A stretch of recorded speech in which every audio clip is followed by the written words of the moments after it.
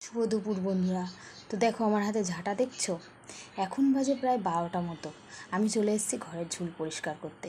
রান্না বান্না সেরে সমস্ত রান্নাঘরের কাজ কমপ্লিট করে চলে এসেছি এখন বেডরুম পরিষ্কার করব। যেহেতু পুজো এসেছে, পুজো আসা মানেই আমাদের ঘর বাড়ি একদম ঝাঁঝকঝকে করা চাই। তো পাখাটায় এত ঝুল পড়েছে, একদমই হাওয়া হচ্ছিল না, যার কারণে পাখাটাকেও পরিষ্কার করতে হবে, এদিকে ঘর তো ঝাড়তেই হবে, আর এদিকে বাইরে যে টুকিটাকি জিনিস ছিল সব শোকেসের মধ্যে ঢুকিয়ে দিয়েছি যাতে ঝুল না পড়ে। আর বিছানা বলতে এই যে বালিশ ঠালিশ সমস্ত সব চেয়ারের উপরে রেখে একটা কাপড় দিয়ে ঢেকে রেখেছি। এবার আমি ঝুলটা ঝেড়ে নেব। তো ঝুল ঝাড়া আমার কমপ্লিট। যেহেতু ঝুল ঝাড়াটা আমি দেখাতে পারলাম না, যেহেতু আমার মাথায় গামছা বাঁধা ছিল, যার কারণে আমি ক্যামেরার সামনে একদমই আসতে পারিনি। আসলে তোমরা যদি দেখো তাহলে তোমাদেরই খারাপ লাগবে। তো এদিকে শোকেসটাকে এবার আমি ভালো করে একটা কাপড় দিয়ে মুছে নিচ্ছি। শোকেসটাকেও আমার গোছাতে হবে, এলোমেলো হয়ে গেছে। তো একদিনে তো সব কাজ করা সম্ভব না। যেদিনকে আমি ঝুল ঝাড়ি সেদিনকে আমি কাচা ধোয়া করি না, সব রেখে দিই, পরের দিন আবার একটু একটু করে কেচে নিই। আমার একটু মেলার অসুবিধা, তার জন্য আমাকে বুঝে শুনে কাচা ধোয়া করতে হয়। তো দেখো এই যে আমার শোকেসটা কমপ্লিট মোছা। আর এদিকে বাইরে দেখো ঝমঝম করে বৃষ্টি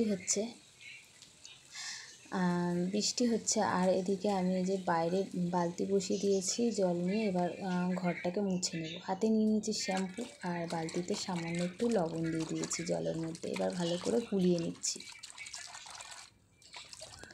তারপর চলে আসলাম ঘর মুছতে। এক হাতে ফোন, তো সেভাবে তোমাদের ভালো করে হয়তো আমি দেখাতে পারছি না।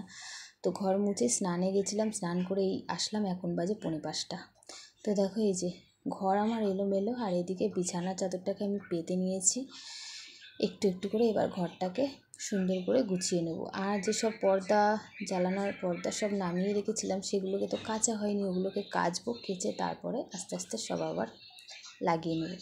তারপরে এদিকে সন্ধ্যা হয়ে গেল, সন্ধ্যাবাতি দিয়ে চলে আসলাম রান্নাঘরে। এদিকে ডিম আলুটা সেদ্ধ করে নিয়েছি। আজকে নারকেলের দুধ দিয়ে ডিমের ঝোল করব।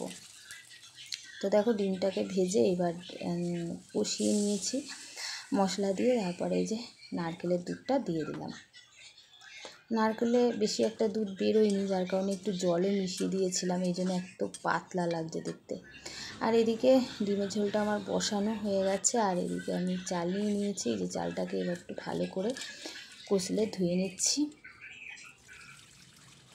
এই যে হাঁড়িতে জল দিয়ে এবার চালটা দিয়ে দিলাম, দিয়ে এবার গ্যাসটা ধরিয়ে দিয়েছি।